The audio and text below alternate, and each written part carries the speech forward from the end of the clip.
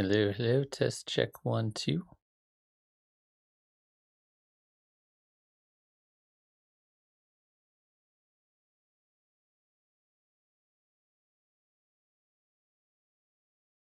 All right, so let's get this thing going.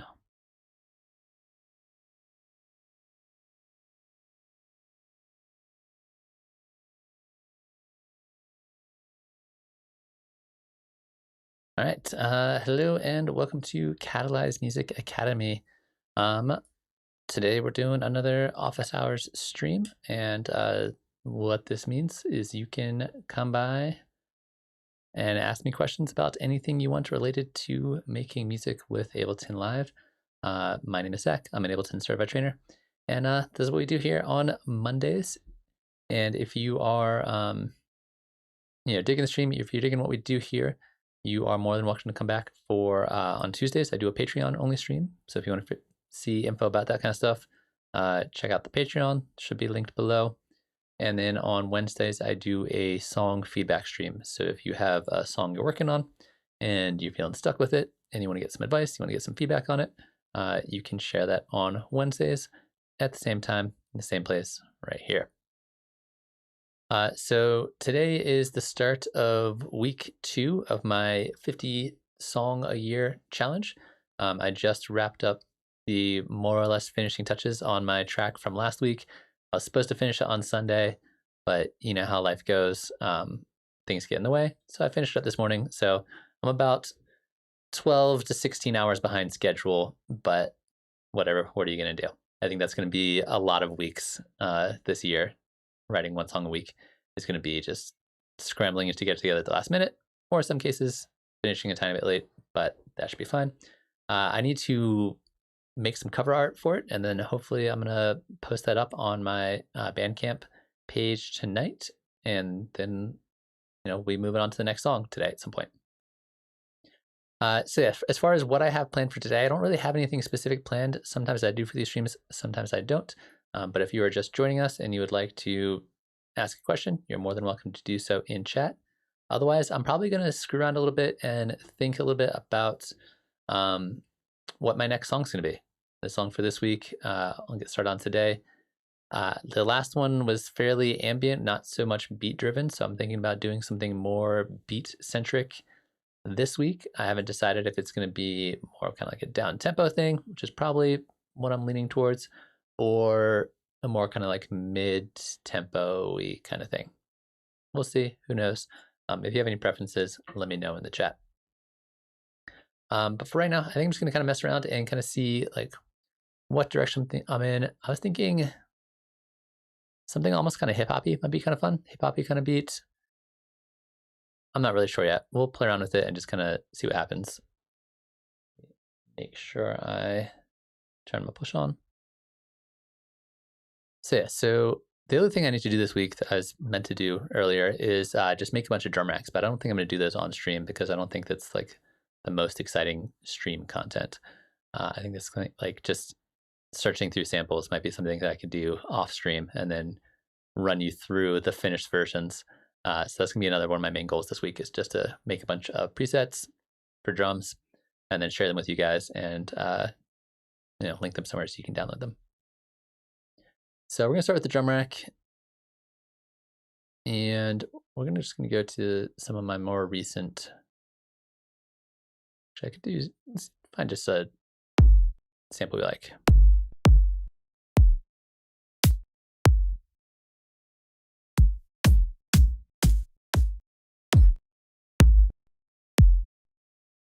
I feel like I use this one a lot, but I do really like it. I think it has like a really nice kind of tonal quality to it.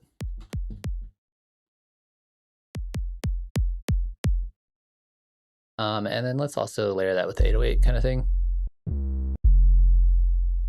Something like this. And let's turn the 808 down a little bit. And this is something I do quite a bit. If the 808 is a little bit too long, just turn up your fade out and then kind of adjust it to taste.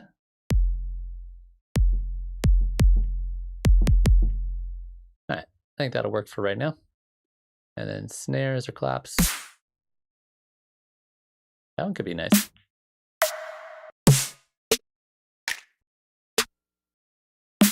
Yeah, I'm feeling that one.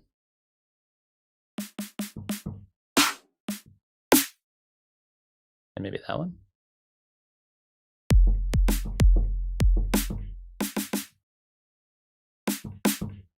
Hang behind that. And then little hi-hat. I've been actually really feeling the drum synth for hi-hats. It's just really easy to get like lots of different hi-hat sounds out of it. And what are you going for?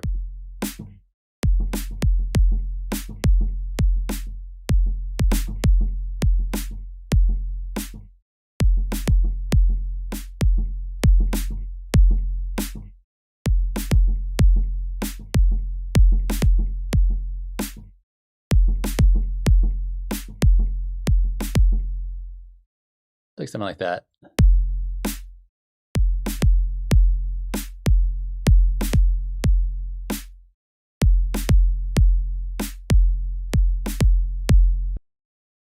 Kind of like these last two bars here.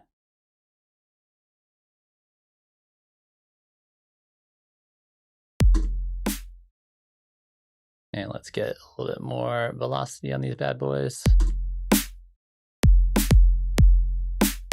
A little bit more on these guys.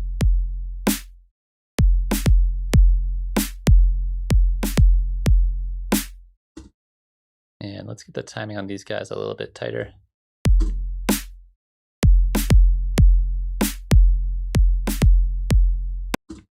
And the velocity on this one up a little bit, I think. And then let's be lazy about our hi-hats here. We're gonna start off with just like an off time hat and see how that fills in the space. And then kind of go from there.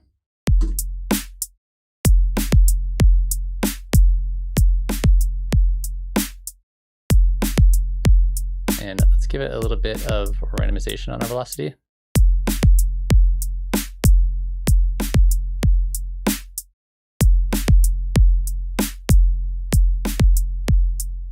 Maybe open up a little bit.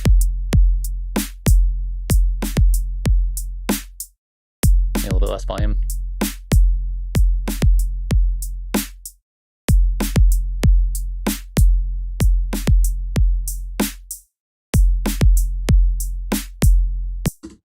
Cool. There's our rough draft for our drum beat.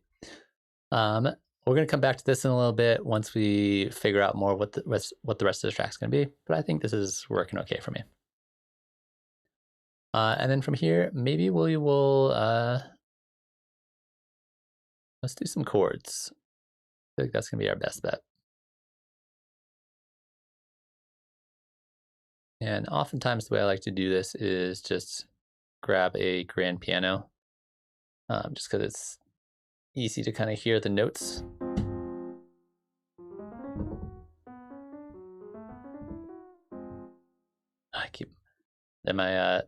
My headphone cable keeps on hitting the pitch bend on the push, and it drives me crazy when I'm streaming. Is that really what I'm gonna do here? I don't know if chords are gonna I don't think it's really gonna fit in with my drum beat. So let's do something. Let's do a square wave, saw wave, square wave kind of thing.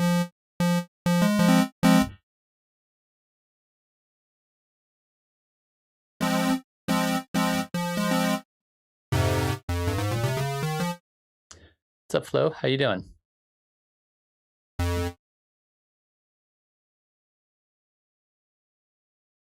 And Paula, how are you doing today? Soulful house. That's a really fantastic genre. Anything specific about soulful house or soul house that you're looking to do? Are you looking like drum kind of production stuff? Are you looking at chord progressions? Are you like what about that do you want to get into? Because right now I'm just kind of screwing around making some hip hop for myself.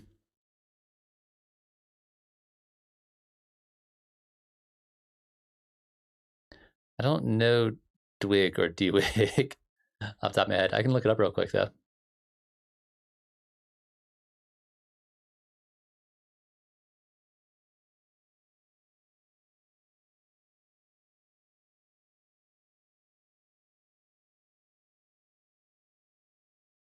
Let me pull it up and I'll listen to it real quick. Unfortunately, because of like copyright stuff, it's not good for me to play things on stream.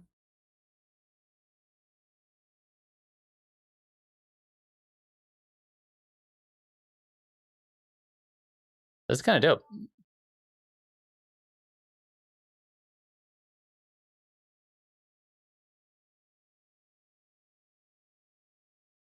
I've just picked the first track that was pulled up here.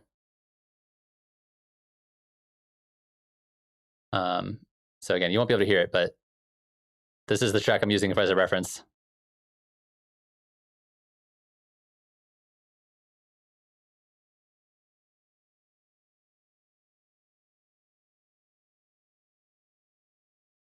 Yeah, this is a dope track. There's a specific one though called Zap Through This. All right, so I have both of you guys asking about two different things kind of at the same time. So I apologize if I'm gonna be like jumping back and forth between it. Let me pull up that track.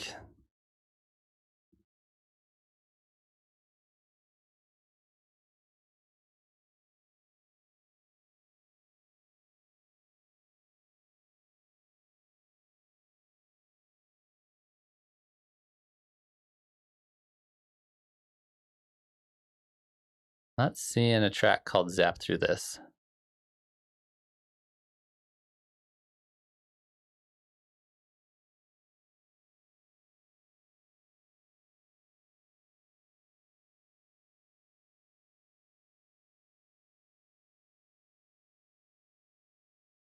At least not when I Googled it. Let me pull up their SoundCloud.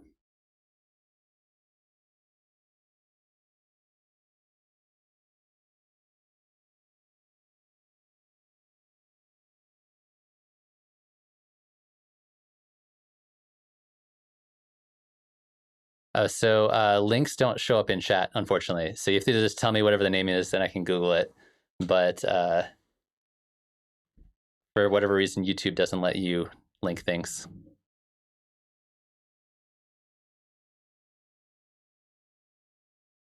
I apologize about that.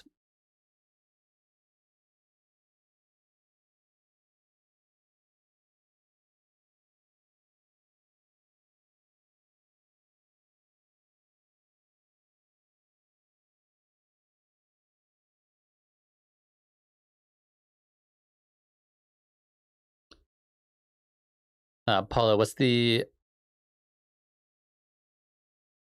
artist?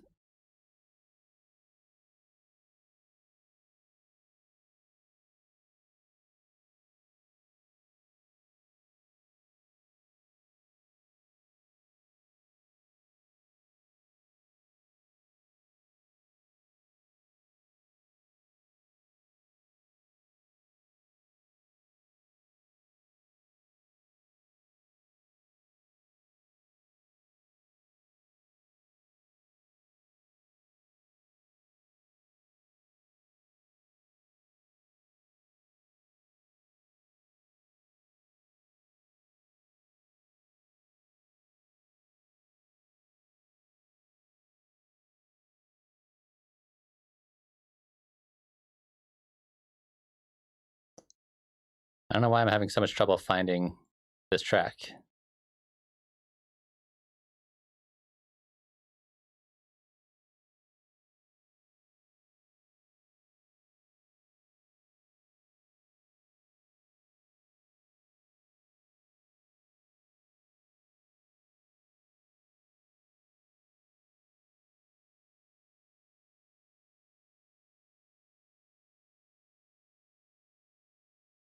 All right, this one here.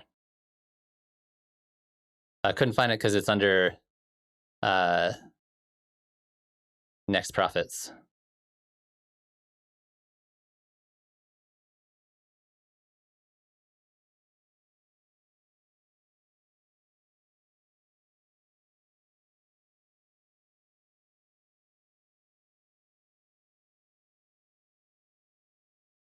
It's a cool ambient track. Sorry, I feel like I'm really screwing up here.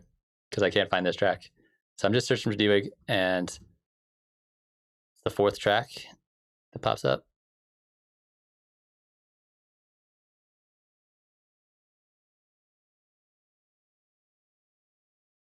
Oh, it's a whole mix.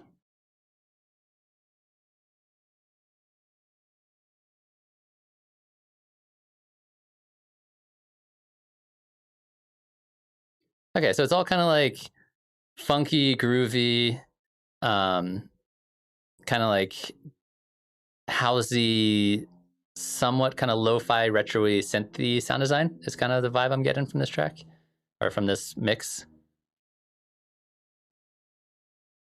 It's this whole thing.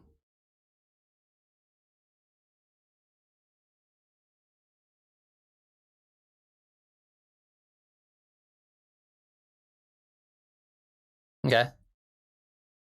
So anything specific about this style, just like overall, like how to get into this kind of production?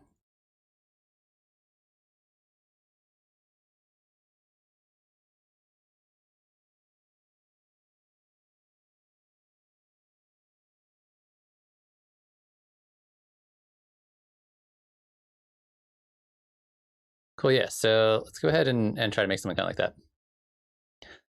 So one of the things I like to do when doing kind of like deconstructions of other people's tracks is just think about like, what are the core basic elements here, right? What are the things that define this style or that this person's making music with? So to me, what I'm hearing is, pretty obviously just pretty straightforward 4 on the floor kick drum with generally like a pretty mellow, pretty laid back kick. We're not getting like big, aggressive synth sounds. And mostly just kind of like really gentle snares or claps. In fact, a lot of claps in there. Cool, Paul. We'll take a look at Mark Evans in just a moment once we kind of like talk about this a little bit. And then I'm hearing really straightforward, longer chords and a lot of percussion. This is really, I think, one of the things people often underestimate the importance of when making this style music is like, if you nail the percussion, the rest of the song will just work. The rest of the song will all just kind of like go into place. If you don't nail the percussion, then it doesn't groove the same way, and it doesn't kind of like capture capture the audience the same way. So I'm hearing a lot of like just like really like a lot of shakers, even like weird kind of like clicks and pops and things like that. Yeah, so I could set it up so you could hear the song, but then I get a copyright strike, and then I don't want to have to deal with that. So I'm just kind of jumping through, listening to it, describing what I'm hearing, so we can go through making it. But you guys can, find this track and then listen along if you want to. But I'm just so sick of getting copyright strikes when people show me tracks. So really kind of straightforward in the drums, but a lot of intricacies on the percussion.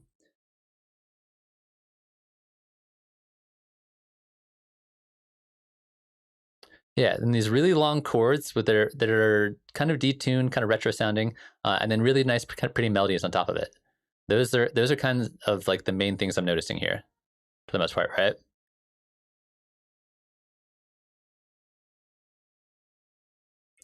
And the bass lines are also pretty straightforward.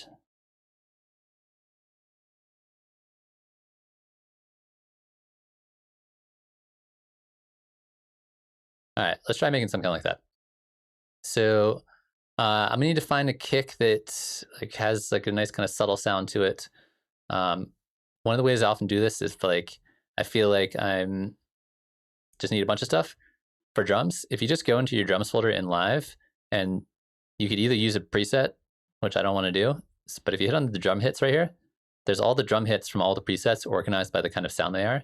So I don't know if people are using this or not, but like I can just go to kick and like boom, here's like a million kicks that come with all the different presets. So that's a nice way to kind of mix and match between different different sounds from different drum kits. So I want to find something that like has like, that one could maybe work. Let's toss it in here for right now anyway.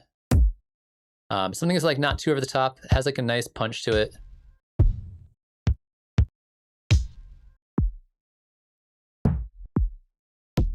I might use this to layer with that. This one is too noisy, I think. So that with maybe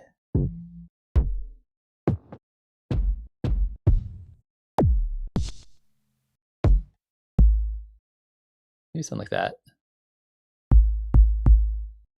And then just turn this one way down. And we're probably sticking mostly somewhere in the 120s, right? So we're just going to do our basic kind of 4 on the floor, 120. And then for the most part, for a lot of those sounds, or a lot of those beats I was hearing, was very heavy on the claps, not so much on the snares. And that might just be a stylistic choice that they're making. So what we can do here is, I think the claps are in the snare file, right? Or no, there's a whole clap folder right here. Go in here, find a nice snap clap. A lot of that sound I think was going for a very kind of like organic sounding clap. So not so much the like 808 claps, but something that sounds a little bit more realistic. Yeah, within a couple BPM of 120 seems about right for that style music. So we're gonna find something that has like, see, like this one has like a nice human quality to it. So we'll probably start with something like that. That could work too. And I'm just command dragging to load up multiple samples in the same place. And that way I can layer my different drum hits. So we can take something like that, toss our claps here and here. We'll probably need to turn these guys down. You can do that with just velocity.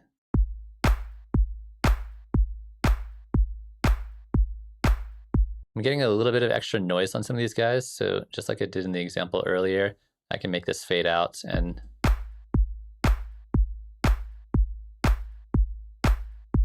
eventually we're gonna add some reverb to these guys. Oh yes, human music. Something like that, so we don't get quite as long tails in there. So I mean, that's gonna be like your basic beat, right, for pretty much all these songs. You're gonna start here pretty much every single time. And then from here, I would probably add in some open and close hi-hats. I like to have a couple different variations in open and close hi-hats. So we could go back into our samples to do that. I'm going to be, again, kind of lazy about it and go to my drum synth and just grab drum synth hi-hat and put it in 2 different places. So one of these is going to be more like kind of like open hi-hat, one's going to be more closed hi-hat.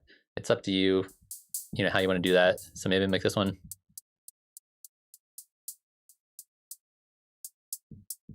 a bit more of like a close hi-hat.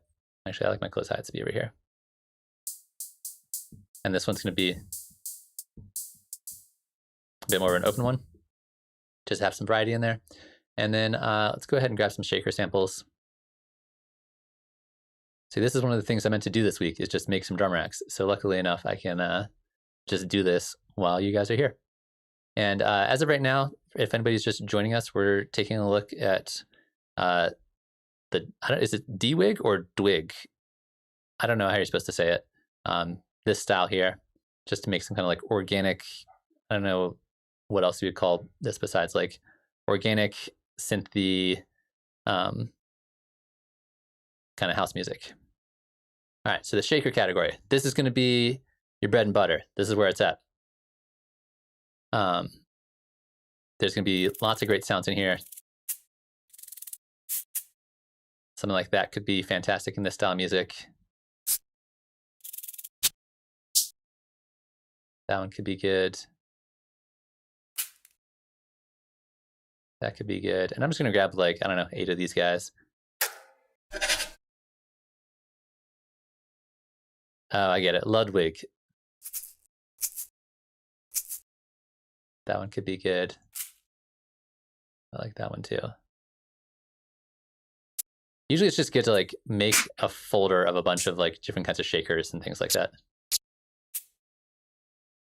That'll be good. Put that over by the other shaker.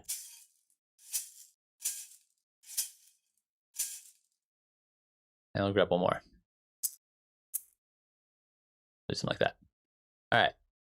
Sometimes I'll put these in a whole separate drum rack too, so that way I can have like my main drum rack just for my kicks, my snares, and the basic elements like that. But now I have all these other extra elements here that I can start tossing in. So what we're going to do is we're going to start with the classic off time hi-hat, just in between our kicks and our snare.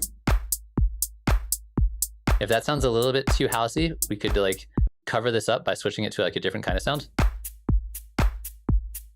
Or we could go for an open one if you want to go that kind of vibe. I don't know, like.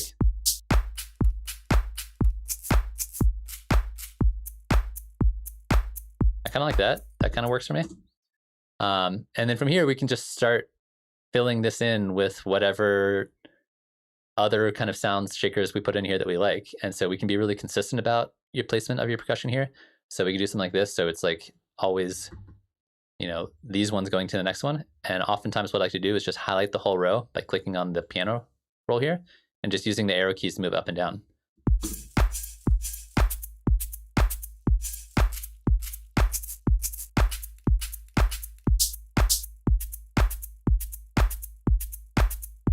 Yeah, something like that could be kind of cool. That could work. Maybe something like that. And then again, if I'm feeling lazy about it, just put it in the timing here. And I'm just using the Command D key to duplicate it, and then just use the arrow keys to move it around.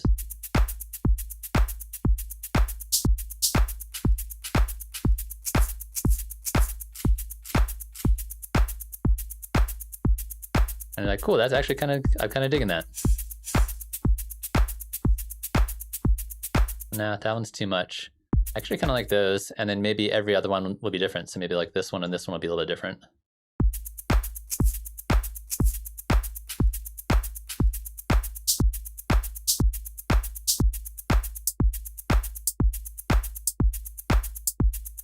I don't know, and like wherever you want to put them is up to you. But this is a great way just to like come up with different patterns kind of on the fly, switch things up.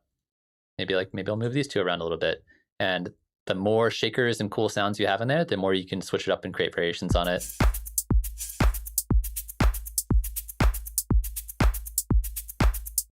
Like I'm not feeling this one anymore, so we can move it around.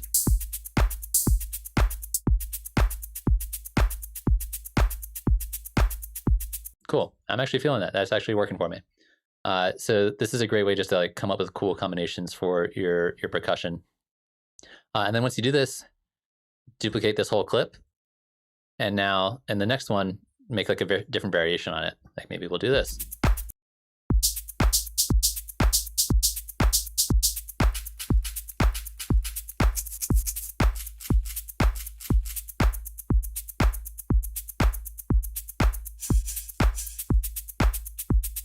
I don't know, there's like whatever combination you like. What's up, Mert? Sorry, I missed your message. DJing to Ableton is sick. She's looking for ways to cue. Can you also share some of your techniques, tips, and tricks? Yeah, absolutely. In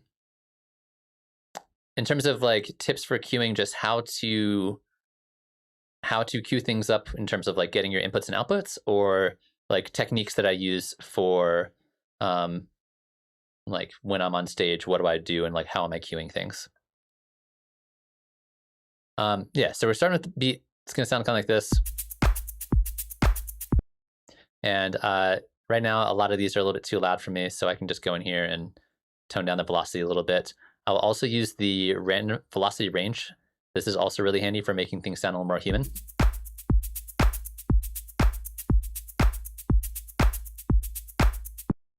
Something like that could work really well. All right, let me go back and check our reference track real quick.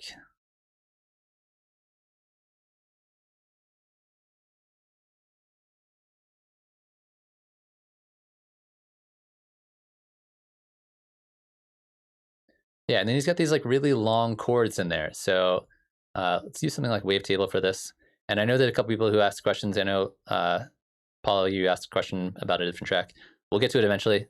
I just got excited about doing this. So, all right. So to make those kind of like lo-fi kind of chords that work really well in this style music, we're going to start with like a basic shape, like triangle, For something a little bit more muted, I'll probably actually start with the triangle, actually.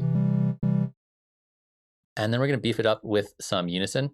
So unison is going to be a fantastic way to make those chords sound a little bit out of tune and like a little bit more organic and a little bit thicker. So I like classic. Shimmer and classic are very similar to each other, except for shimmer adds more randomness to your tuning. So if you really want it to like sound like it's shifting and changing subtly, shimmer is really nice. I'm gonna stick with classic because it's easy and it works.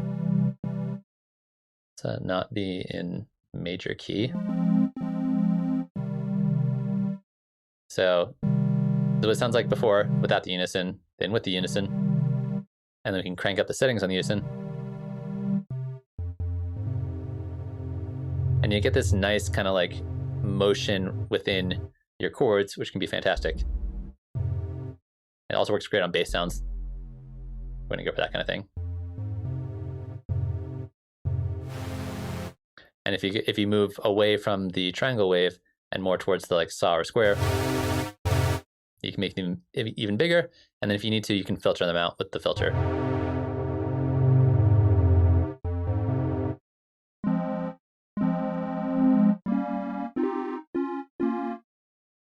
Something like that being a good way to start. I kind of liked it a little more subtle with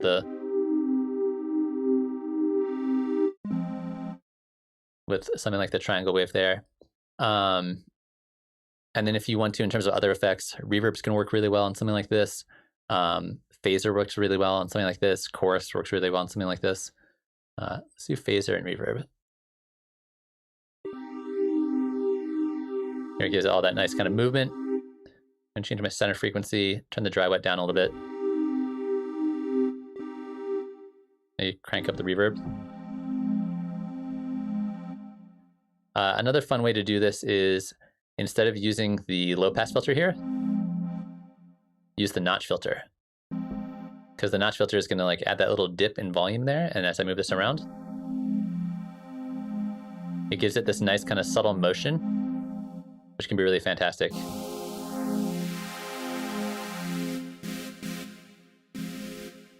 Maybe do something like that, kind of in between the saw wave and the triangle, and then give it a little bit of LFO on the filter frequency. That's way too fast. Slow it down. And if this reverb is not enough for you, the hybrid reverb is another way to go about doing this. And a little bit less on the motion here and a little bit slower here. And in this situation, I'm not like trying to exactly recreate any one of the sounds because it's a 2-hour mix, but trying to create like just the vibe or ambiance that I would go for if I was trying to make this kind of track. So now we got a little beat here. We can start like laying down a chord progression.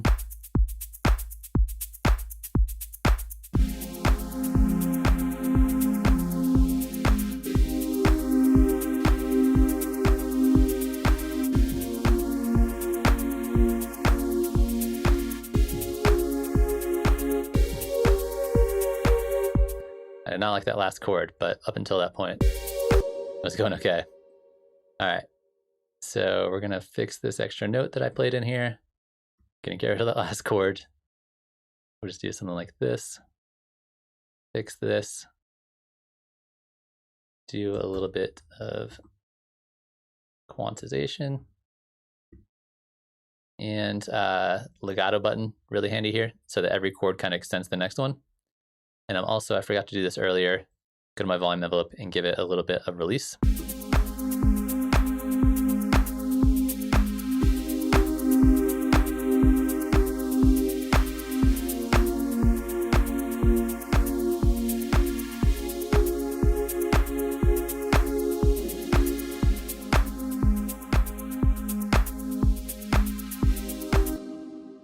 Something like that, a little bit more attack, a lot more release.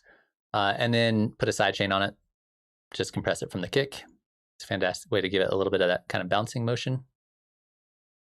And if anybody else is just joining us and has any questions, also feel free to toss those in the chat. All right, so we're gonna turn the threshold down, grab from our drum rack, our kick drum. And a lot of styles of house music, they go really heavy on the sidechain, so it sounds like this. That can work. It sounds like, from what I was hearing from jumping around that DJ mix, it sounds like it's not quite as aggressive.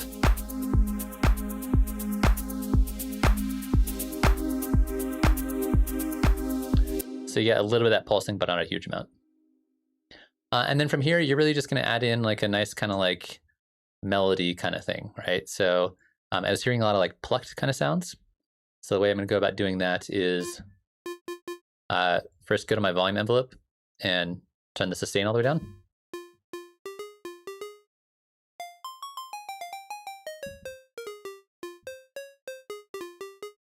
Something like that could work really well.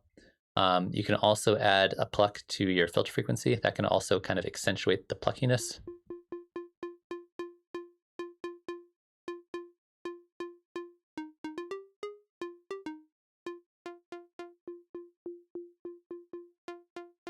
Kind of whatever you want to do there. Maybe also add a little bit of unison.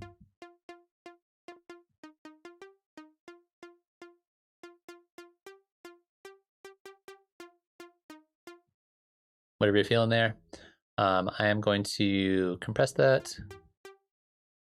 Turn up makeup gain. Maybe like a little bit of delay. And again, this is very much me just like kind of like guessing based off of what I was hearing in those couple of songs.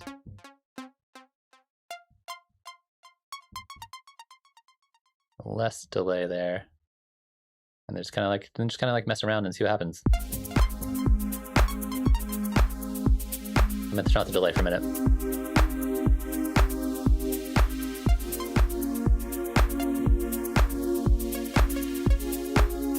Just kind of fix this a little bit.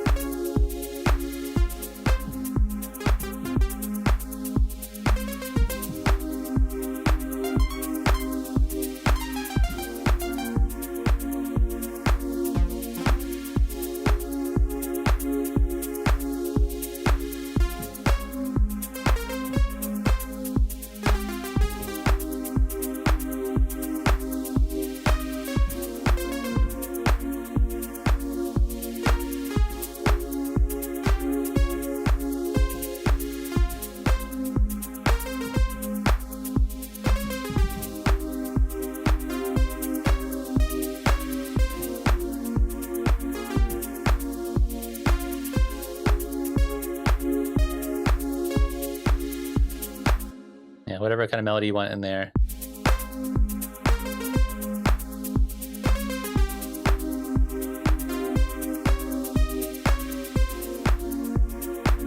Turn on the delay.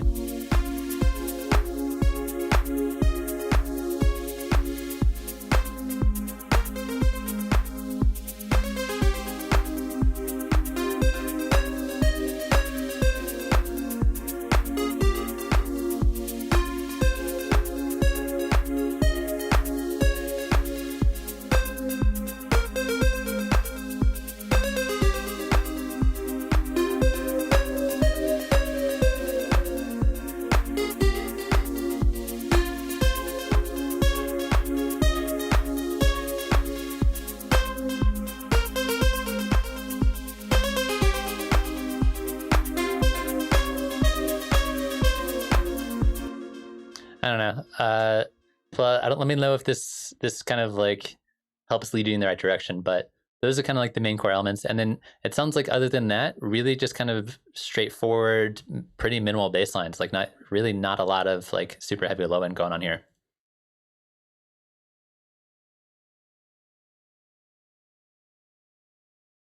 Yeah, and then occasionally toss in some like weird sound design for like background textures. That's kind of like what I'm hearing for the most part.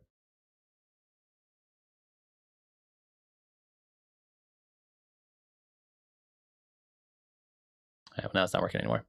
So yeah, I'll keep this here for right now. If you have more questions about it, we can definitely dive more into it. But that's kind of like where I'd get started making a track that I feel like would fit in kind of genre-wise with that style.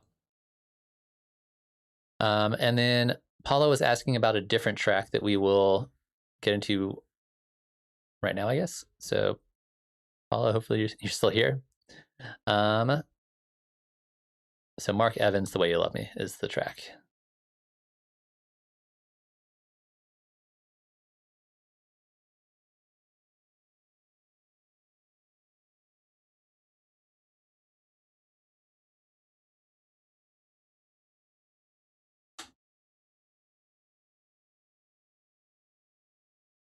I'm gonna skip around because it's kind of a long song.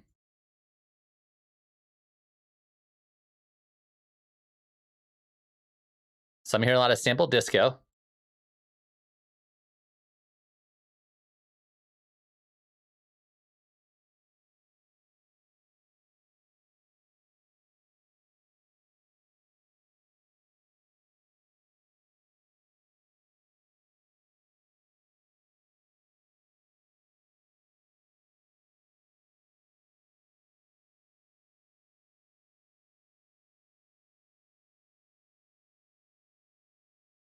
All right, so this is gonna be really interesting because this is a lot of the same core elements of the track we just tried to recreate and play around with.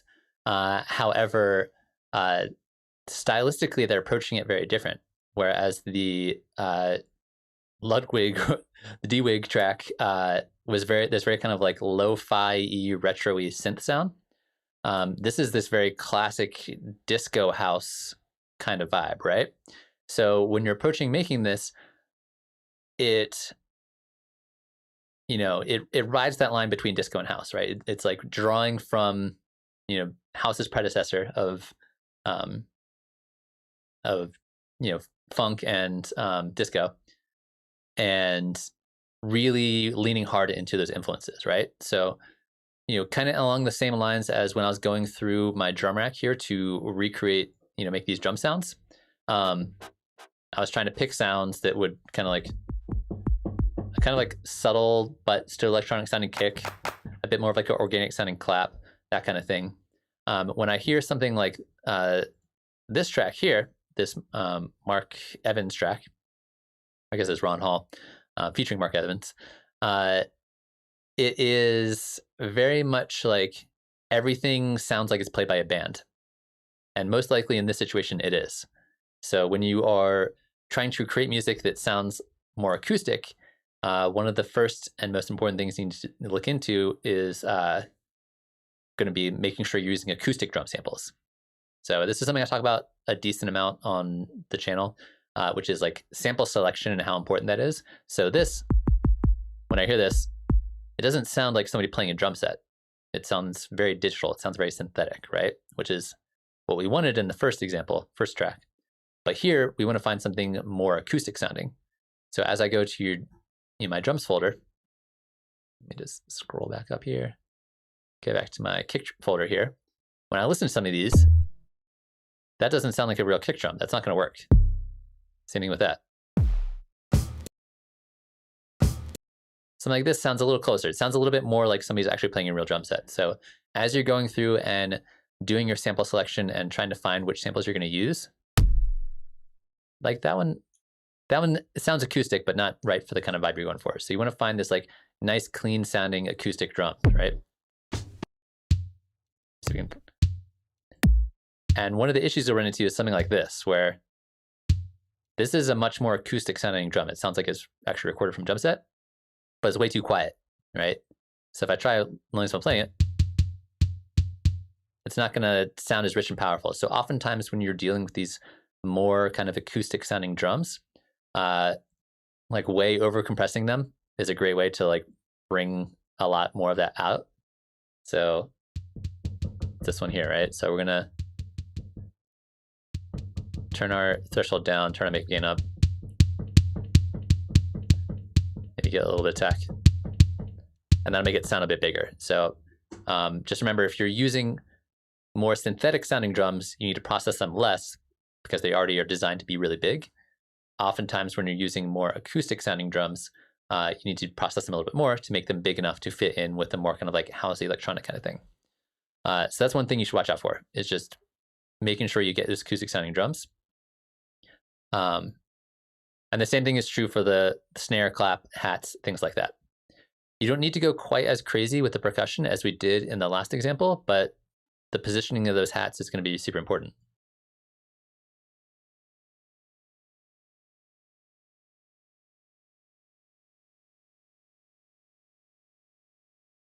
So the other thing you can do here that I think will work really well is once you kind of have your kind of like housey drums, is you could go to Splice or whatever, wherever you get your samples, and find string samples and try to find vocal samples and things like that. You could also just sample old classic funk and disco and soul music. That's a fantastic way to kind of like mix both worlds, and that's how a lot of early house music was made to begin with. Is they were like sampling a bunch of disco and then kind of layering in with their more kind of electronic sounding drums, and that's like the entire birth of house music. So I think that'd be a really cool way to lean into hard into the disco influences. Is, you know, find some old disco records that you love, sample little string things, little bass lines if you can find them, and toss them in here. That'll make such a huge difference.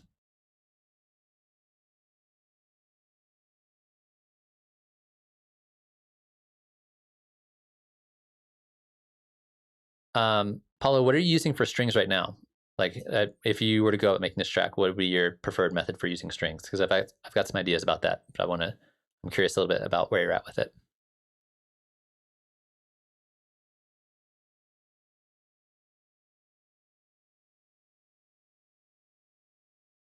Because other than that, a lot of the times when the vocals are happening, it's mostly just some chords, right? You have some kind of like synthy chords and some strings. And then later on in the track, they have more going on, but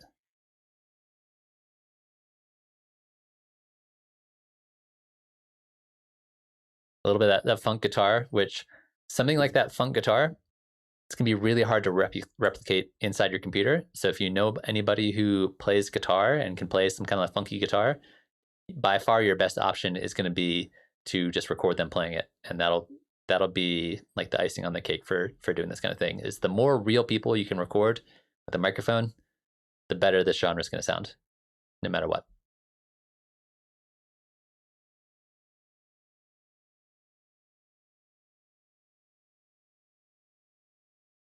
And then you get like a little piano solo. Yeah, you get flute in there. So one of the big issues with disco and genres that are, you know, very surrounding disco or influenced by disco is that disco is difficult to make. It's actually a really tricky genre to produce, because it does require a lot of that humanness in that performance. So the more things you can record live are going to be fantastic here. And obviously, if you're a vocalist or if you sing or you know somebody else who sings, getting them to sing on it live is going to have way more impact and feeling than just a sample of vocals. But a lot of that rhythm is going to be the same kind of rhythm we talked about before, which is going to be our, 4 on the floor kick, our clap on our 2 and our 4. And then a lot of it is just like a open hat in between. So it's just doing this thing.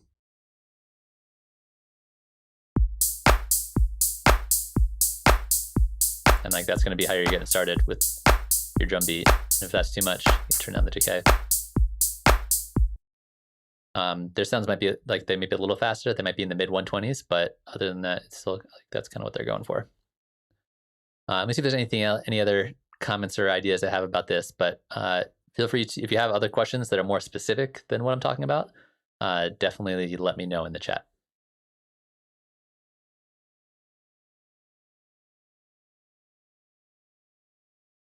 Yeah, that flute.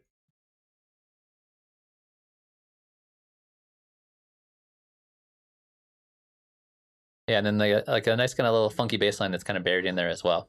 But yeah, that's kind of what I'm thinking about this track. A lot of cool stuff going on here. But a lot of those are like, they didn't sit here and plug in the drum beat like this. They got somebody play drums, record them playing drums, and that's what's giving it a lot of that natural feeling to it. Same thing is true for the vocals and the guitar and the flute. Like they're not as much produced in the box. Doesn't mean you can't produce it in the box, but it definitely does.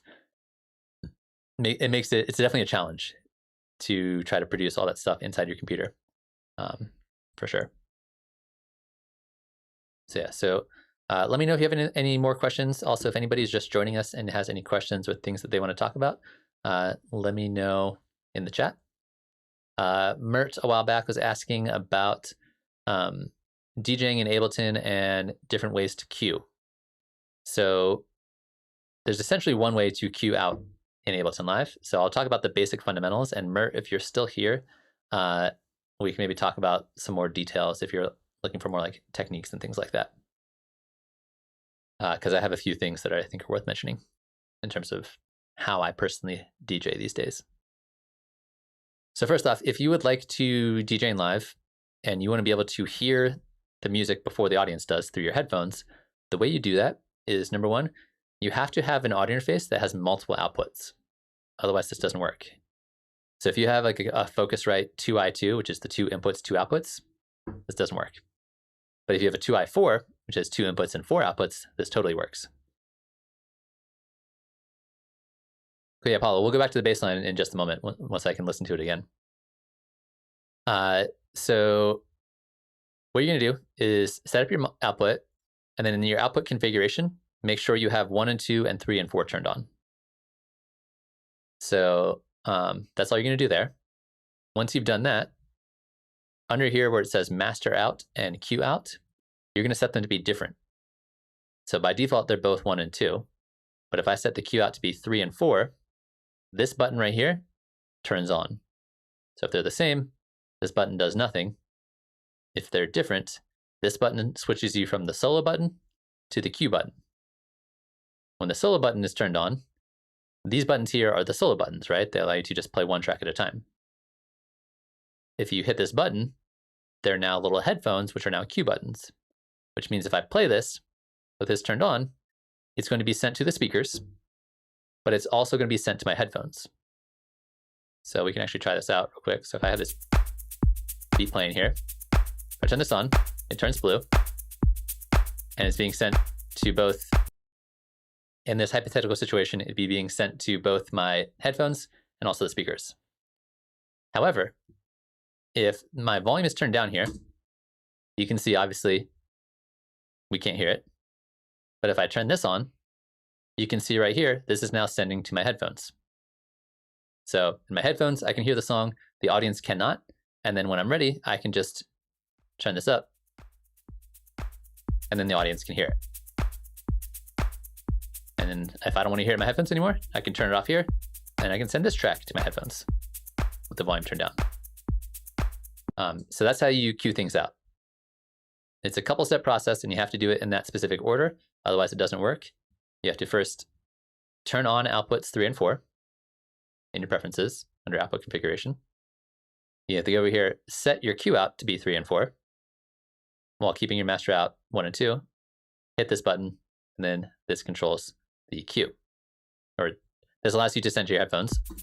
On top of that, this guy right here, this controls the volume going to your headphones. So if I turn this down, again, you can't hear it, but you can see the volume going out to my cue is down. And then now as I turn this up, it goes back up. So you can control the volume to your headphones as separate as the volume going to the speakers. So that's how I set that up. And when I'm DJing, I can have a button MIDI mapped on my MIDI controller for the cues for my decks that I'm using. And then I also have a knob mapped to the volume control here, so I can control the volume going out specifically to the headphones. So Mert, hopefully that answers your question. In terms of techniques, we can definitely get into that. Just let me know in chat if that's something you want to dive into a little bit more. Also, if anybody is newly joining us, feel free to toss any questions you have in the chat, and I will get around to them hopefully as soon as possible. So you had a question about the baseline.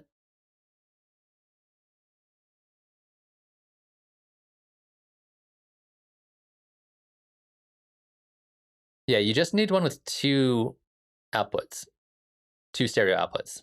That's the secret there in terms of getting things up. I'm sorry, I'm like, usually people ask me like short and quick questions, and you guys have been asking me a bunch of like more long form questions. So I hope I'm not like weirding people out by jumping around from topic to topic. I'm just trying to make sure I answer everybody's questions and everybody gets taken care of. So I apologize if people are having to wait a little bit before we get there. All right, so the bass line here real quick, because I kind of want to talk about DJing a little bit as well.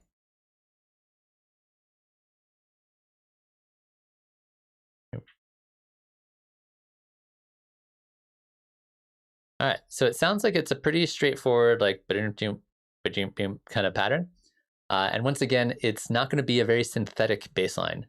You have the option to go more synthetic if you want to with it. Like you can synthesize like the classic plucked bass line pretty easily, but the bass line they're actually using in here is somebody playing a bass guitar, just so that's clear. But if one wanted to create a bass line, the like classic housey pluck bass, the easiest way to do that is to start with either a saw wave or a square wave. I'm gonna start with the saw wave, play it in a pretty low octave. And then what we're gonna do is we're gonna take our filter frequency, we're gonna turn it all the way down, or most of the way down, turn our resonance up a tiny bit, and then we're gonna map this to envelope 2. So we're gonna do envelope 2, we're gonna take the sustain, turn it all the way down, and then go here, click on filter frequency, map envelope 2 to filter frequency, and then there's my plucky bass line, right? And this can be a saw wave, square wave, doesn't matter. This controls how far it goes. So if you wanted to go all the way up, you can make it go up, or make it more subtle.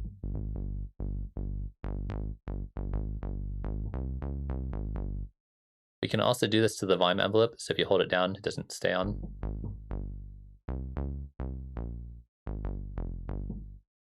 All right, so that's how I'd go about synthesizing a sound like that. Or what you could do is go into your presets, go to like sounds, go to bass. It's like a bass guitar probably. Let's see if this sounds any good. A lot of these presets don't sound that great. That's actually not too bad for a synthy bass guitar kind of sound.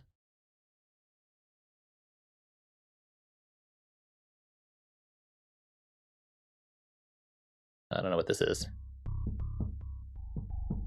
That's not what I would consider a... We're going to search for bass guitar. There's only one bass guitar. So yeah, you could find a preset. You could like find something in Contact that does bass guitar. That could work. But other than that, it's just really kind of like listen to the pattern of what they're doing here.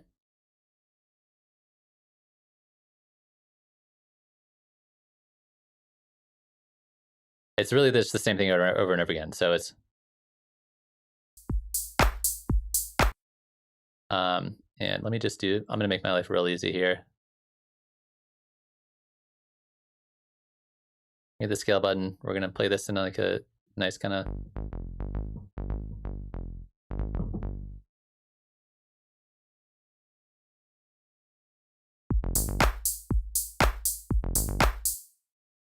That's not what it sounds like in the song, but I actually really like that. So we're gonna play around with that as a concept for a minute.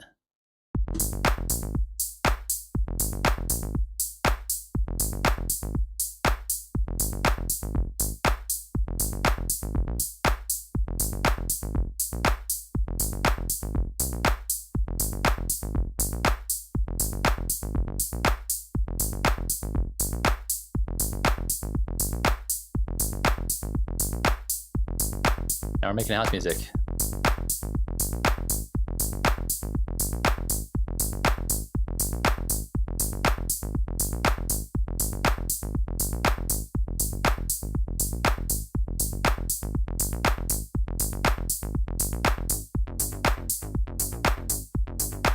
Cool. There's our bass line. Theirs is a little slower, but this sounded cool, so I'm running with it. I wonder if it'll go with our chords. Not really.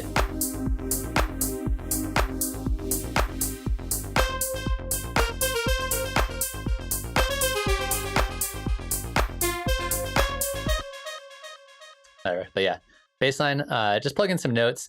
It seems like for the most part, the bassline, at least in the example you showed me, there was nothing on the quarter notes. So it's like the kick and then bass line kind of goes in between it, which creates this nice kind of like pattern where it's like kick. I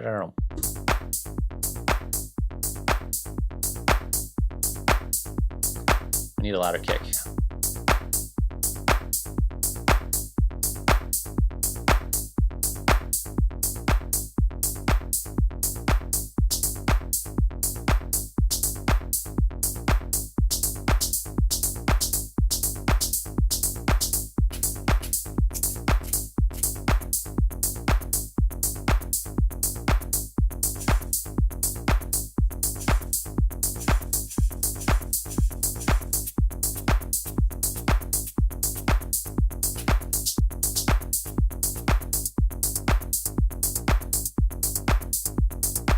Cool, I'm actually kind of feeling this.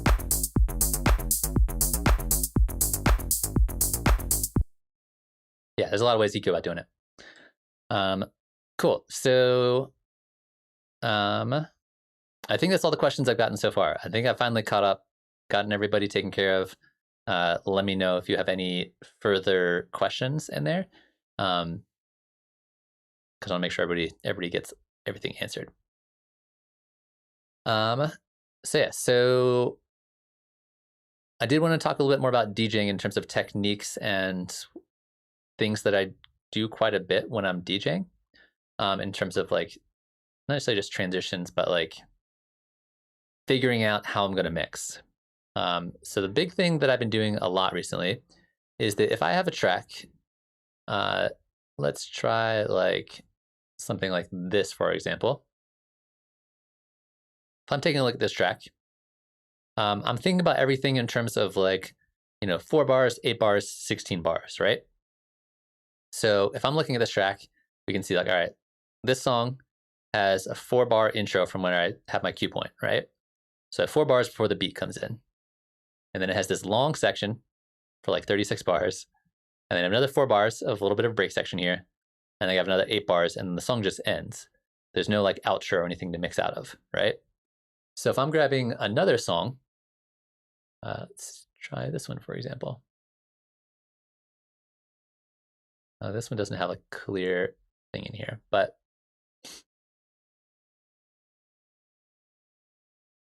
check another one, see if I can find one that has. All right, here's a better example. So this track here, I can see has about a 4-bar intro, and then a 16-bar section, and then what's this, 12 bars, 8-bar section here, and like another 12-bar section here. All right, so I'm thinking everything in terms of like how long each section is. So if I know that this song is going to end right here, what I'll do is I'll line up my cue point. So I have 4 bars before this beat comes in. So I'm not going to do it because I don't want to get copyright strikes. So if this song is playing, right here is when I'm going to launch the next song because it's 4 bars. So I'm going to launch it right there. This one starts playing 4 bars in, or it's 4 bars for the thing. So the second that this beat stops is the moment that beat begins. And then this song just kind of ends out of there. So I'm paying attention a lot to how long each section is, in terms of intros and outros, and trying to line it up so that like when one beat section ends, the next one is just like ready to go right there. Sometimes I'll overlap them a lot more than that, but oftentimes I'll just try to line it up so that like the intro of one song and the outro of the other song line up exactly on time, so that when one ends exactly, the next one begins exactly. And that usually can sound really good. It does depend a bit on the like style of music you're making or you're playing and what it is you're doing. But the big thing for me is just being able to like eyeball this and be like, all right, from here to here is 8 bars. Or like if I had a cue point that was right here, I have 4 bars of very minimal intro and then 4 bars of more of an intro before the actual beat is happening. So I'll try to time it up to line up with something that has like an 8-bar outro, or maybe even a 4-bar outro, and then maybe like line this up with the last 4 bars of the last song, and then line this up with the outro of the last song, if the outro is 4 bars. Yeah, so I don't spend all my time just watching the waveforms, but I do pay attention a lot to, something like this, where I can very visually see, okay, this is one idea, this is another idea, this is the actual thing that I want to play. And I try to time it to line up with, again, if we're taking a look at something like this one has a 8-bar outro. So what I might do is, depending on the song, if this one's playing, I might line it up so that this one, I'll start right here. So I launch that there.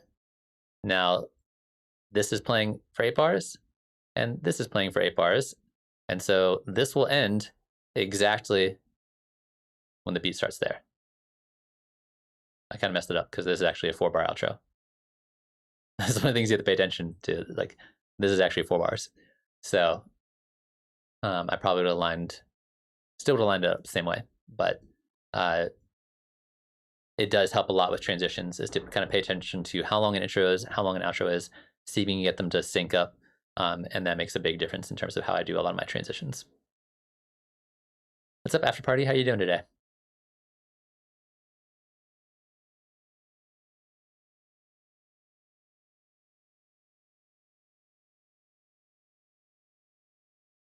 So yeah, that's like one kind of technique I'll use for DJing.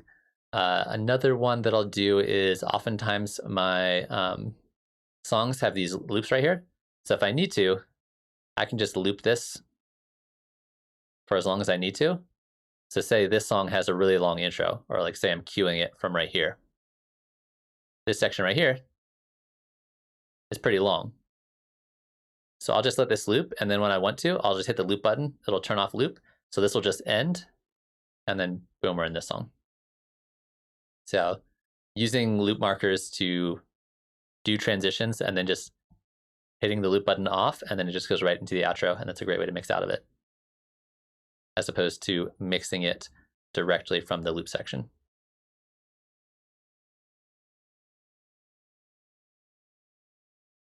Hopefully that makes sense.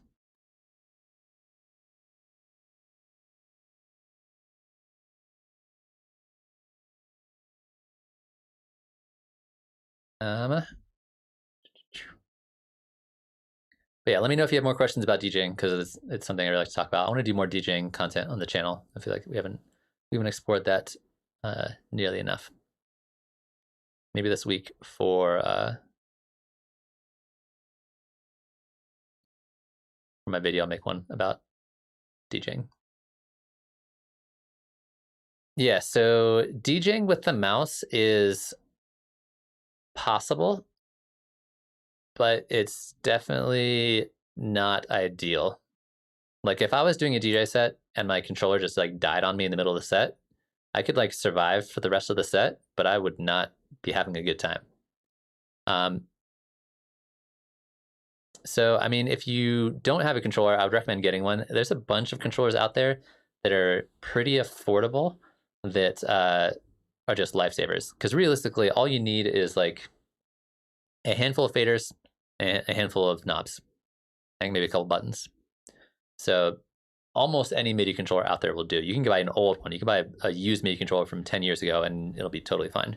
Like, see if you can find like a used APC 40, like the original one, and just use that, because at this point those are pretty old and they work great. So getting a controller will definitely make your life way easier.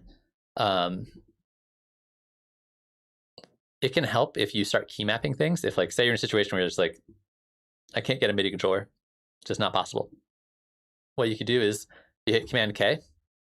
Anything that turns that kind of salmon orange color, you can map to your computer keyboard. So for example, if you wanted to, and this mostly works for buttons, and that's the issue. So it works for buttons, not as much for knobs and faders. But if you wanted to like set this up so you could hit buttons to cue different tracks, I could just map those to different buttons, and that way you don't have to like use your mouse as much. That'd be like one thing that could help. But realistically, like when you're DJing, you need to have multiple faders at the same time, and you just literally can't do that with your mouse. It's just not gonna work.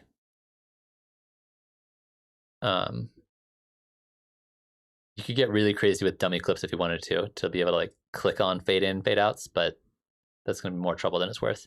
The real solution here is see if you can grab a MIDI controller, and that'll make all the difference in the world.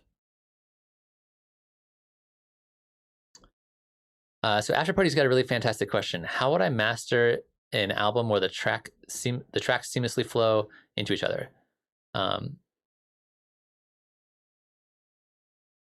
I think that honestly, if you did a really good job, like if you did a really decent job of mixing, you could literally just have your tracks on separate tracks that kind of like flow into each other, and then run it all through the same mastering chain.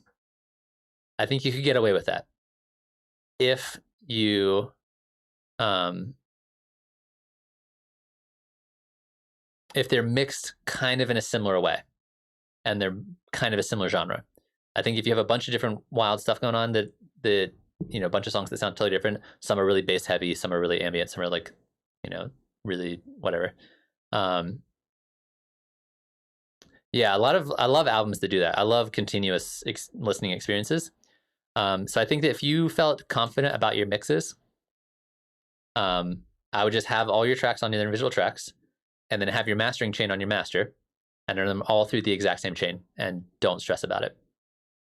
And After Party, I've heard a lot of your tracks. I kind of know what the sound of your vibe is, and I feel like for the kind of music you're doing, you could definitely get away with it. I think if you're doing like a heavy EDM or dubstep album, you couldn't really get away with that because you need to be really precise a lot more so for that style of music because you're really trying to push the envelope. Yeah, I would just run them all through the exact same mastering chain. Like have one session, each song is on a different track with the timings that you want, and then run it all through the exact same mastering chain. I think that would also save you a bunch of time and headache. But I think for the most part, you could definitely not only get away with it, but you could also make that work and make it sound really good.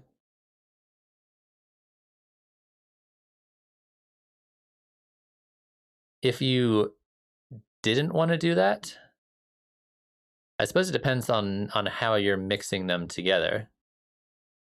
I'm assuming the way you're mixing them and making them kind of fade into each other and kind of bleed into each other is by having one master project where you're mixing them kind of, and then you're just slicing that up for your for the actual versions that go on the album.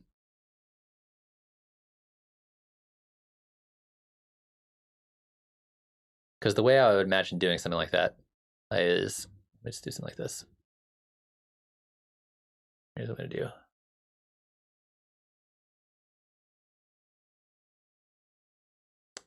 Yeah, that's kind of what I imagine you're doing. So say, for example, all right, we're going to pretend we're doing your album here with, let's say, 5 songs. So here's song number 1. And here's song number 2. There's song 3. Let's not do any copyright stuff.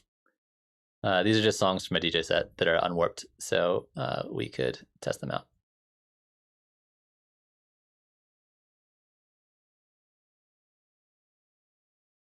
All right, so here's your imaginary album, right?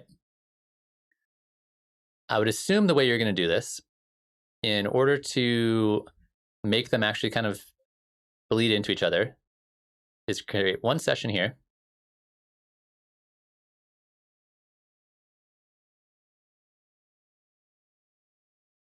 Come on. Where they kind of overlap with each other slightly, right? That's kind of the way you'd go about doing that. And that way, when you bounce it out, you would bounce out this amount of time, but not have this track soloed, right? So that way, the little bit that's here, like you'd basically bounce out. Let's be a little tighter like that. Be like that probably. So in this song, first song, you bounce out up until this point. That's your bounce. And then on this one, you bounce there, which includes the tail end of that song. up until the start of the next song, which would probably be like right there, right? So that's your bounce for the next song. And then this is the bounce for your next song, etc. That's probably the way I'd go about doing it. That way you get, one song echoes out or the reverbs or delays bleed into the next one. So from here, to me, the easiest way to master this whole situation is have one mastering chain on your master. You put all your mastering stuff here. It won't be quite as specific or quite as individual because, I suppose you could switch it up for each song. That would work if you needed to. You could maybe like have your like generic mastering settings and then switch it up depending on what you need to change for each one. But I would probably just have each song on its own track, and then all the mastering on the master itself. And then you just bounce out like, okay, I'm just bouncing out this song. The part that bleeds in from the song before will also come with it because I'm not soloing this track to do that. I am bouncing out this amount of time on all tracks.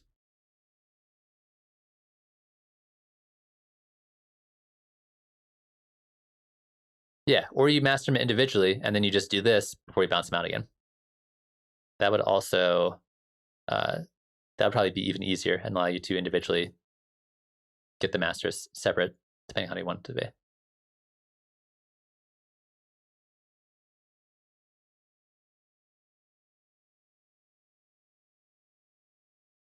Yeah, if you already have them mastered, then this is what you do. You bounce them out, put them in a track that looks like this, and then rebounce them out with the timings and the overlappings so that they overlap into each other.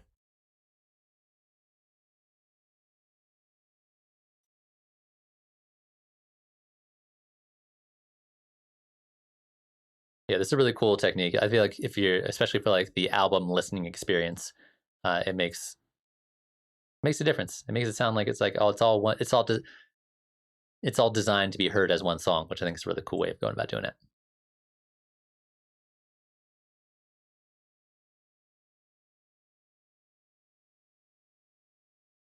Yeah, Paulo, I can check out that track. Let me look it up real quick.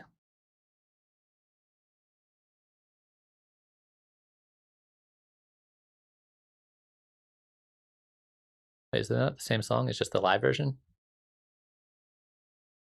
All right, let me see if I can find the live version.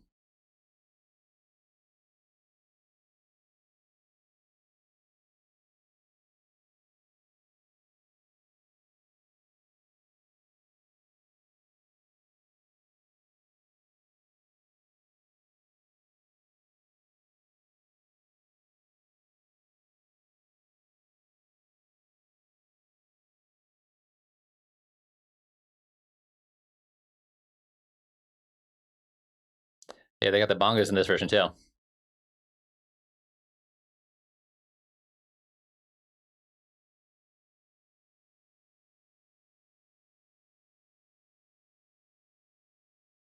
So yeah, one of the reasons, Paulo, that this kind of music is not super popular anymore is because it's so expensive to make. Because like, look how many people are on stage for this. There's like 30 people on stage. There's like a choir, an orchestra, 2 guitarists, 3 guitarists. So that's partially why a lot of those sounds sound really good. Is they're not doing this in their bedroom. They have like an army of people recording to help make this sound really good. So yeah, there are ways to approach making like strings sound good. Reverb is your friend with strings, I feel like, because you can make some pretty cool strings with like a synth instrument like Contact or something like that. But they oftentimes just sound like sampled instruments. So reverb can help a lot. Layering can help a lot. That can make all the difference in the world when it comes to getting those bigger sounds. Yeah, I'm not saying it's bad. I think it is great, but I think it's just you got your work cut out for you to try to recreate a lot of that kind of stuff. Paulo, do you play any instruments, or are you an instrumentalist at all? Because that will also be very helpful, as I mentioned earlier.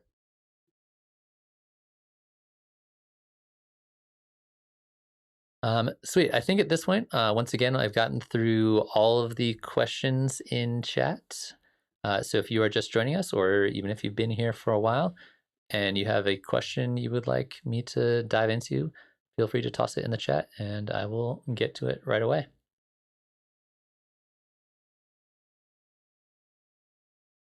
All right, I think I can get rid of those guys.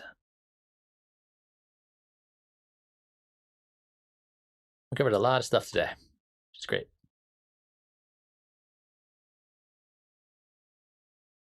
Well, playing drums is actually fantastic. That's going to be a huge advantage when you are putting together a lot of your percussion and like adding that little bit of humanness and groove to it. That'll make all the difference in the world. Yeah, Mert, you can ask as many questions as you want.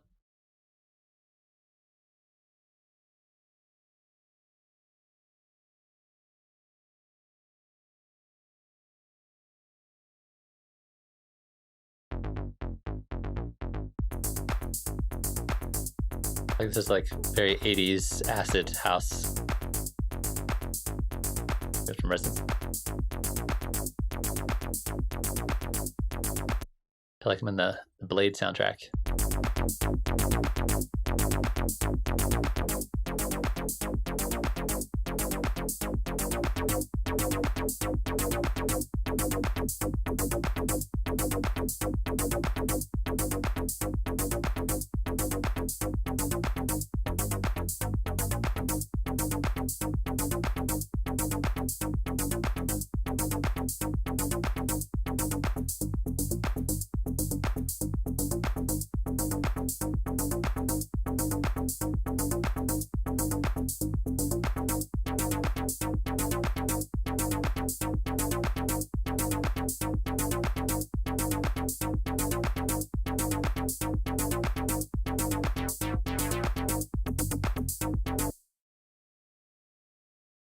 Let me check out the Nicholas jar track.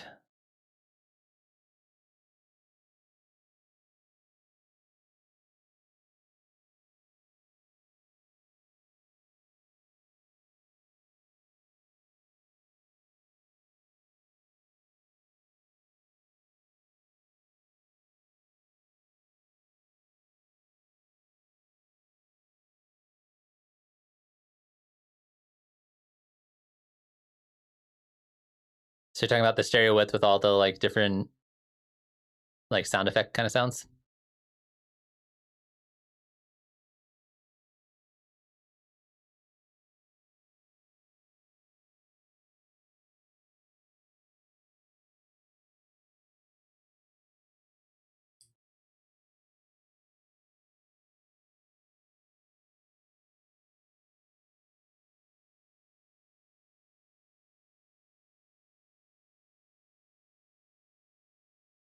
Yeah, I mean, I think that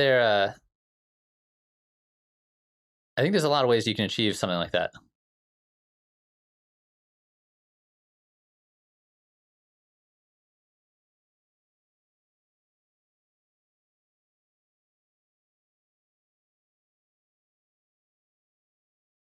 So yeah, there's a bunch of it seems like there's a few different techniques going on there. So in terms of width and stereo width, there's a bunch of different ways to play around with it. The easy way is just panning, right? And you mentioned, how do you make something that sounds like so crazy wide, but also sounds good in mono? I generally don't stress about whether my mixes sound good in mono. If I'm making like a more dancey track that's meant for more like a nightclub kind of situation, I'll care more about it. But just in general in producing, I'm not gonna like pay attention to mono my mix and kind of see how, I might check just to make sure it doesn't sound terrible, but I'm not gonna stress about it. I'm gonna worry more about getting the nice rich width than I am about making sure it sounds good in mono. So there's a couple of things we can do. So let me just toss in like a couple different sounds in here. So one method is obviously just panning, right? We can just pan something to one side or the other side, and that can make all the difference in the world. Oftentimes when I'm doing really heavy panning, what I like to do is kind of layer it up with a different sound that's also going to be panned kind of the opposite way. It doesn't need to be the exact same sound, but something kind of similar frequency range. So if I have like two different pad layers, I might pan one pad layer to one side, pan another pad layer to the other side, and that way you don't get this kind of lopsided balance in your mix. So for example, if I had one drum rack that was doing that, and then I had a different drum rack that was doing something different, I might pan this one to the other side to get like an interesting bit of width there, right? And you can go really hard with it if you want to. Like you can just go all the way. And that also works pretty well. One of the things to note about the panning in live is that unless you go all the way to 50, so for example, like right now, when you're 50 on one side, there's 0% going to the left side, right? But if you're at like 47 or something like that, there's still a pretty significant amount that goes there. So it's not until you get all the way to 50 you get hard panned. You can be really, really high and still get something in both ears. So that's one thing to like pay attention to. Another thing that we can do here is we can switch our panning mode. And this is really cool, and I honestly don't spend enough time doing this. If you right-click on your panning, you can go to split stereo pan mode, which means that you have one set of panning for your right side and one set of panning for your left side, which is a strange concept to wrap your head around. Like here, it's like, okay, it goes that direction or it goes that direction, right? Whereas here, we essentially have one amount of panning for this side and one amount of panning for this side. So for example, if I do something like this, I can move it independently from this side. So in this situation, I just reverse them, right? But you can get different amounts going to different sides. So the way I like to think about this is that naturally, as more goes to the right here, there's less going to the left, or vice versa, right? Whereas here, I can control the amount going to the right and still have the exact same amount going to the left. That's all it really does. It's kind of cool. It's kind of interesting. There's like weird stuff you can do with it, but that's kind of the concept here. So those are like two ways to get some interesting width. You either use a regular panning, which I often will pair up different tracks to pan them opposite each other, or you can do your split stereo panning mode, and that can like do some like cool weird stuff with it. That gives you a little bit more control. Like I said, I usually don't bother doing this. It usually feels not super necessary, but it's a cool feature.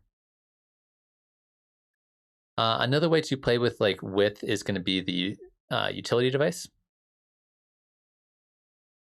So there's an option for width control in here. So basically, as you turn this down, it essentially puts it in mono, or you just hit the mono button and that puts it in mono. Or as you turn it up, it's going to move it more off to the side, which sounds interesting. Like, it doesn't sound different, but it definitely sounds wider. So that's a really fantastic control for just like, all right, do you want to move it more towards the center, more towards mono, or do you want to move it more off to the side? Another thing we can do here is you can right-click on this and put it in mid-side mode. This is the old way the utility used to work. So in this same kind of idea here, as you go more towards down to the bottom, it's going to be more towards mono. And then as you turn up, it's going to accentuate it more on the sides. Sounds very different than this, though. Honestly, I don't recall exactly the technical difference between them. I do think that if you're trying to make things wider, this width control does sound a lot better, but you do have two options here for playing with like stereo width, which can be really fun. Two other ways we can play with width. One is to do something like using the Haas effect, which I haven't done in a long time, so we'll have to make sure I don't screw this up here. Which is essentially when you use a delay with a really fast delay and have different timings for your left and right side. So when you're hearing it, you're hearing one side slightly before the other, which makes it sound more kind of stereo and wider, which is kind of cool. So Tyler's asking, how do you approach automation for panning? Would you keep each sound in place in the stereo image, or do you take your time to create a full sound? That's a fantastic question, Tyler. Generally, I set it and forget it. Just kind of put it where I like it, leave it there. I don't do a lot of automating with it.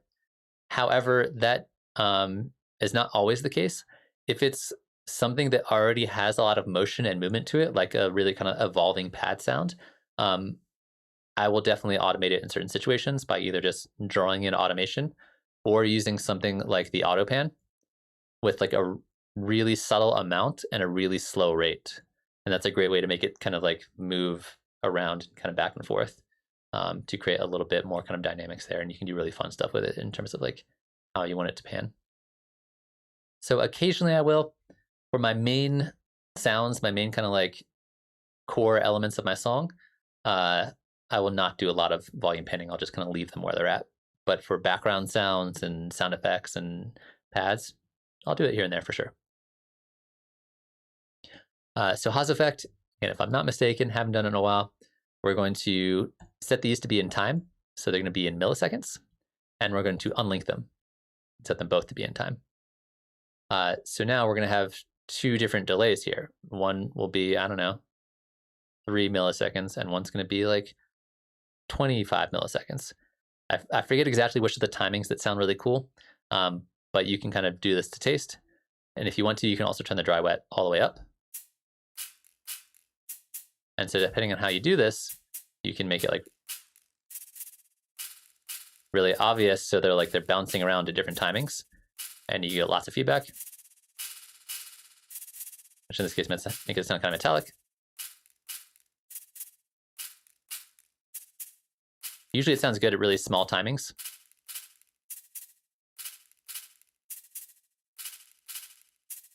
So you get this cool, interesting like motion and movement around within your stereo field by having different timings for left and right side. And then the rest of the parts you can kind of like do to taste. Generally, I believe it's done at like pretty small increments. That's like a subtle way to move things around, but that's a really fun way to do it. Another way to do it, because there's a million ways to do everything when it comes to like width or everything in live really, is chorus/ensemble. So chorus is going to work very similar to the Haas effect, where we're going to have different timing delays, and it's going to make it sound wider. So if I like turn them out here.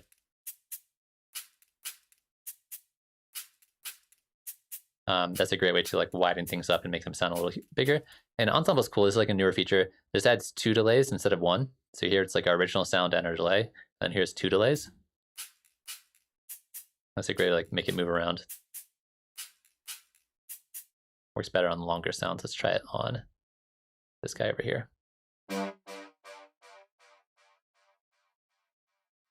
Let's turn this off, turn this up.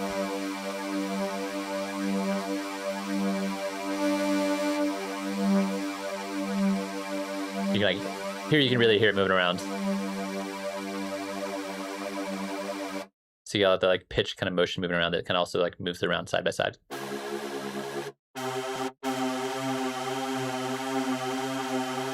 And you can even see the left and right side moving around here.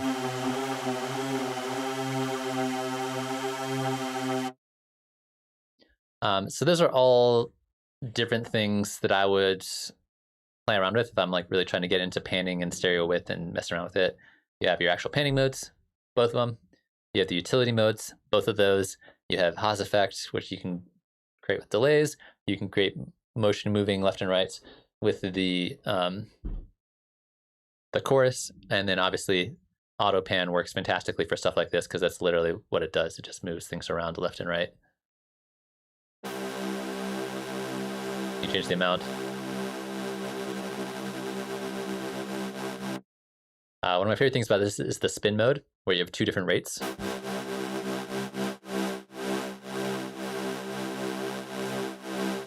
So they go in and out of sync with each other. So they'll go up and down at the same time, and then they'll go out of sync.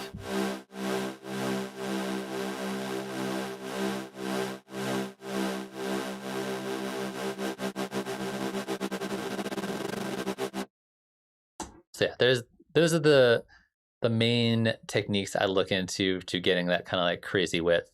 A lot of it though can just be done with panning.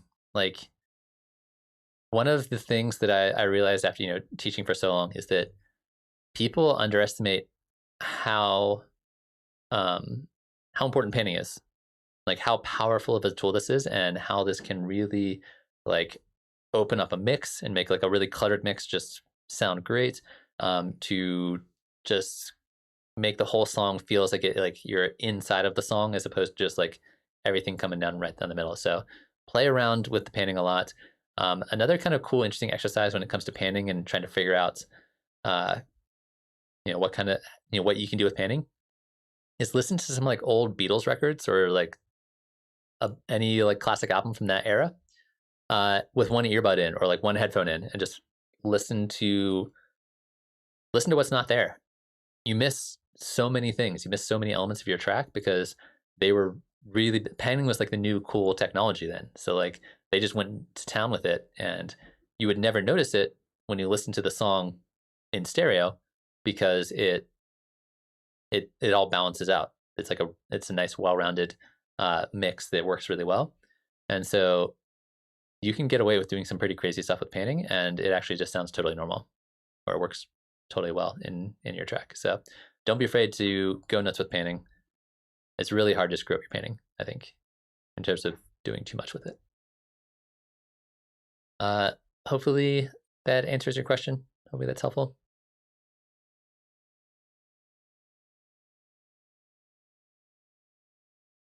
Sweet. So anybody else got any questions or things that they want to talk about? Let me know in the chat.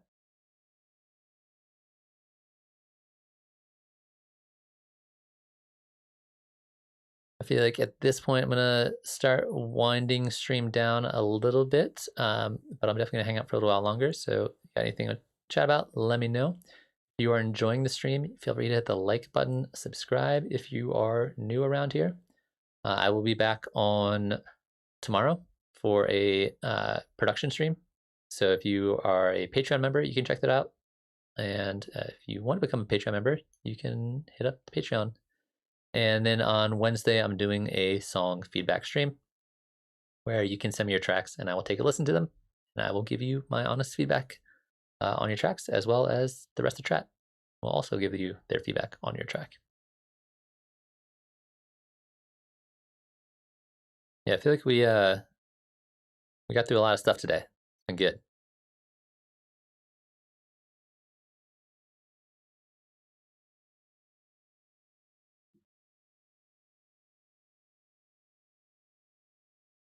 Cool. So I'm not seeing any other questions, anything else I'm going to talk about. So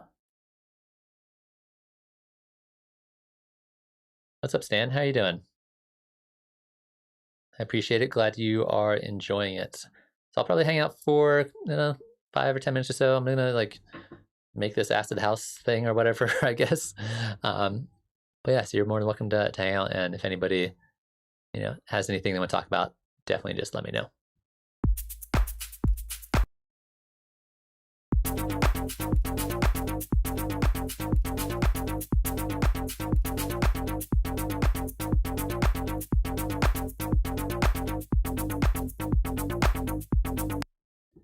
The Bandcamp is Xenotope, Zenotope. I finished the track for last week. I haven't posted it yet. It's all gonna happen tonight. It's just how life goes. So that should be up tonight. Oh, tomorrow morning at the latest.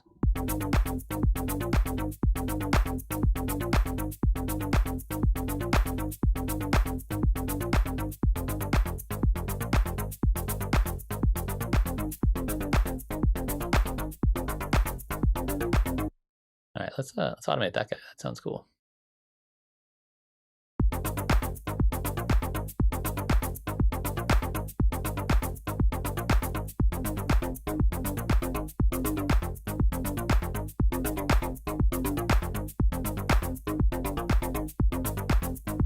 I'll see you after party.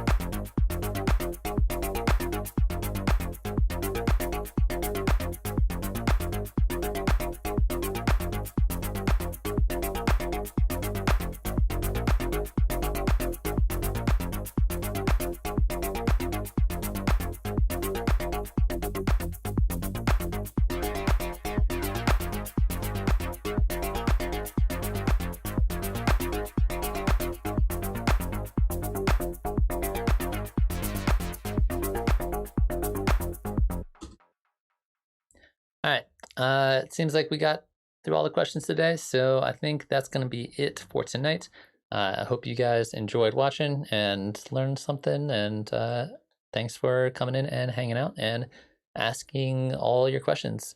But that's all. I guess I already said that. Yeah, you guys have a good night. Take care of yourself, make some music, and I'll see you either tomorrow for the Patreon stream or Wednesday for the song feedback stream.